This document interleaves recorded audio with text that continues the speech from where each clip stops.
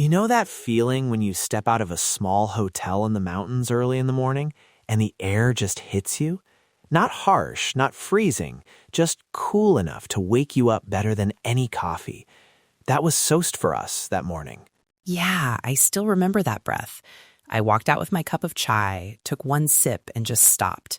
The street was quiet, jeeps parked, a couple of shop shutters half open. And in my head, I was like, okay, this is the morning we finally drive toward Khunjerab. Exactly. No rush, no drama. Just that gentle decision, this is the day. We had finished a simple breakfast, eggs, paratha, chai. The sun was still low, not directly on the valley yet, which is perfect because on this road, you really don't want to start too late and chase the light all day. And I remember both of us just looking at the mountains ahead, that direction toward China, and smiling. Not like, wow, look at us, extreme explorers. More like two normal guys in a Jeep about to enjoy a very calm, very beautiful drive. That's actually the main point of today's episode. Everyone shows you the final Khunjerab gate photo, the border, the flags, but almost no one talks about this middle part, the morning drive from Sost toward the pass. So today, we are staying inside the Jeep with you. Yeah, if you're listening to this while planning your trip, imagine you are literally sitting next to us in the back seat. We're rolling out of Sost together, and we're going to make this road itself a highlight, not just something to rush through. Before we actually put the key in the ignition, though, let's talk about that small but very important pre-departure routine, because this is where a calm day is decided. First thing we checked was fuel. Even though Sost is basically a last proper stop, people still forget. The road ahead feels short in kilometers, but it isn't like a city ring road where petrol pumps are waiting every few minutes. Yeah, especially if you've hired a Jeep or you're with a driver. Just ask openly. Bhai, fuel thika na? Most drivers are already careful, but that little question is your peace of mind. We topped up the day before, so on that morning our side was sorted. Then comes documents. This stretch has checkposts. Nothing scary, just routine. So we laid everything out on the hotel bed for a moment. ID cards, any permits needed at that time, car papers. I like keeping them in one pouch near the top of my bag, not buried under clothes. If you're traveling with family or a group, this is huge. Decide who is the document captain, one person who knows where everything is. That way, when you reach a checkpost, you're not all digging in bags while the kids are asking for snacks. Talking about kids, or honestly even adults, washroom break before you leave Sost is non-negotiable. Use the hotel washroom, grab tissues, maybe a small sanitizer. Once you are on that higher stretch, proper toilets are not at every curve. And then the clothing layers. This is where many people underestimate the road. So might feel comfortable, maybe even slightly warm in the sun, but as you climb, the temperature and the wind can change fast. So what we did was simple. Base layer, warm layer, and an outer windproof layer within reach. Yeah, don't pack your jacket at the bottom of your suitcase just because the morning feels nice. Keep it on your lap or hanging next to you. And for feet, socks matter.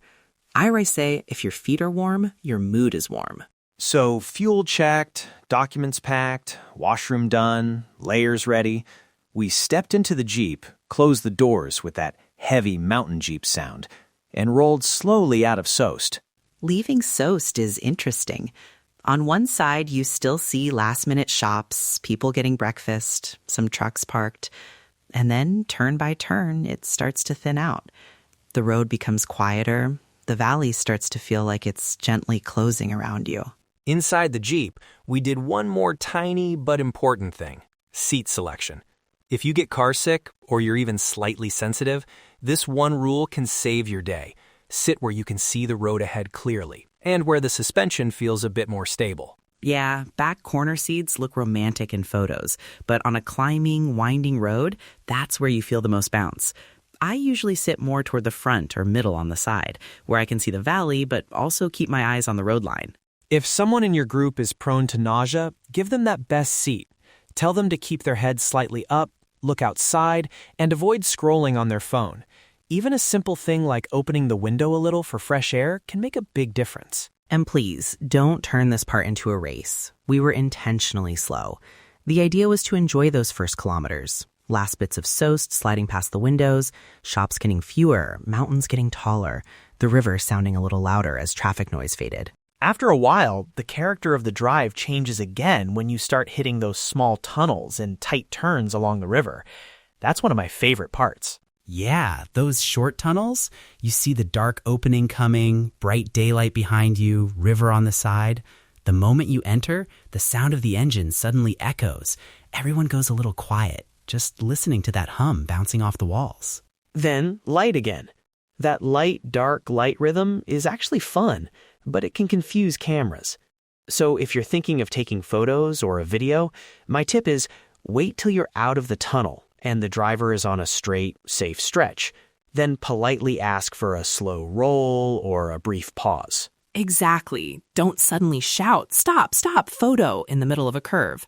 The drivers on this road know good, safe spots. Just say, "Whenever you get a comfortable place ahead, can we pause for a photo?" That respect for the road keeps everyone safe and relaxed. And also, you don't have to stop for every single beautiful view, because here, every view is beautiful. Pick a few moments where the valley opens up, or the river does something dramatic, and let the rest simply pass through your eyes and memory. So we did exactly that. A couple of short pauses, leaning on the Jeep, deep breaths, one or two quick photos, and back inside. And then, after some time, we rolled into our first proper checkpost of the morning. People sometimes get nervous about checkposts, but honestly, our experience was very simple. You slow down, the driver already knows the routine, you greet the officers politely, and your document captain gets ready. We stepped out, stretched our backs, turned our faces to the sun for a moment. The officers asked where we were coming from, where we were going, and checked the IDs. Everyone was relaxed, just doing their job. A smile and a respectful salam really go a long way. My tip here is keep your documents easily accessible and don't film or take photos around checkposts unless you're clearly allowed. This is not a tourist attraction. It's a working security point. Use that time instead to stretch, drink a sip of water, adjust your layers. And it's a nice mini break for the body. We took a few steps, looked back at the road we had climbed, and quietly noticed something else starting to change: the air. Yeah, this is where the climb and thin air starts speaking to you, but very gently at first. It's not like suddenly you can't breathe. It's more like when you walk up a small slope to take a photo, you feel your breathing get a little heavier than it should for that effort. I remember climbing just a few rocks for a better angle of the river and thinking, why am I panting already? Then I looked around and smiled. Oh, right, we're climbing. The altitude is quietly increasing. Inside the Jeep, too, conversations naturally got a bit quieter. Not because we were tired or bored, but because the landscape was just bigger now. The wind outside felt colder when we opened the window, even though the sun was up. This is where I want to say something clearly. This episode is about the drive, the feeling of the road. It is not a full medical or safety guide to high altitude, and it's not a complete Khunjerab Pass gate guide. So for gate details and deeper altitude info, always check updated advice and our separate resources. Exactly. But even on this drive focus level, listen to your body. If someone gets a headache, dizzy, or really uncomfortable, don't push just for the Instagram shot. Talk to your driver, slow down, maybe turn back if needed. The mountains are not going anywhere. To keep things comfortable, we followed a simple mini comfort routine in the Jeep. First, snacks. Nothing too heavy or oily, just light stuff. Nuts, biscuits, maybe a small chocolate, and fruit if it travels well in the cool morning. And water. Sip, don't chug. Keep a bottle next to you and take small sips regularly. The air is drier up there, and between the excitement and the cold, it's easy to forget you're getting dehydrated. If you're with kids, boredom can hit before altitude does. We carried simple games, a downloaded playlist, and also a very old-school trick. Give them a spotting mission, like count how many tunnels we pass, or how many yaks or trucks they can see. Yeah, turning the road into a game makes the drive feel short. For adults too, honestly. We also had this unwritten rule. Roughly every 30 to 40 minutes, if there was a safe place and the driver was okay, we'd step out for 2 or 3 minutes. Not a huge break, just enough so the drive feels gentle, not chopped into 1,000 mini stops, but also not like a non-stop push. I like to think of it as a breathing pattern for the day. Drive, pause, breathe, look, smile, back in the Jeep. Repeat. It keeps your body happy, your camera happy, and your group's mood stable. And honestly, because we respected that rhythm, started early, checked our fuel and documents, kept layers and snacks handy, the whole Sost to higher sections toward Khunjerab felt calm. Not an extreme mission on a scary border road, just a beautiful, steady climb with surprises along the way. We're going to save the full story of the actual Khunjerab Gate area, the famous border photos, the wind up there, all of that for another dedicated guide-style episode. And we'll put more detailed altitude and weather tips there too. But before we close today, let's give you a quick, simple formula you can keep in your head for a gentle, Sost Khunjerab drive. It's like a little checklist you can almost say out loud while you zip your jacket. Number 1, start early and unhurried. Morning light, cool air, and enough time to enjoy pauses without stress. Number 2, before you leave Sost, do your basics. Fuel check, document captain, washroom, and layers within reach. Number 3, choose seats wisely if anyone gets carsick. Keep eyes on the road and let fresh air in when needed. Number 4, enjoy the tunnels and river turns, but ask for photo pauses only on safe, straight stretches.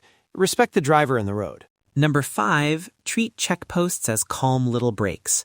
Documents ready, respect high, cameras off, stretch your legs.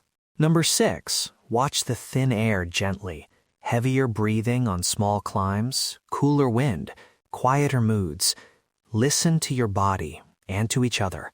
And number 7, snacks, water, and simple boredom tricks, so the journey feels like one smooth story, not a tiring task. If you want to make this even easier, we've put together a small printable checklist just for this kind of border road day. Fuel, documents, layers, comfort tips, and a reminder about altitude basics. You can grab it on our website. It's completely beginner-friendly and works not just for Khunjerab, but for other high roads too. So whenever you're ready to step out of that Sost hotel one morning, chai in hand, cool air on your face, remember this episode. Take a deep breath and know that the drive itself can be one of the calmest, richest parts of your trip. We'll meet you again at the top in our Khunjerab Gate episode. Until then, travel gently, travel curious, and check out that checklist on the site before you pack your bags.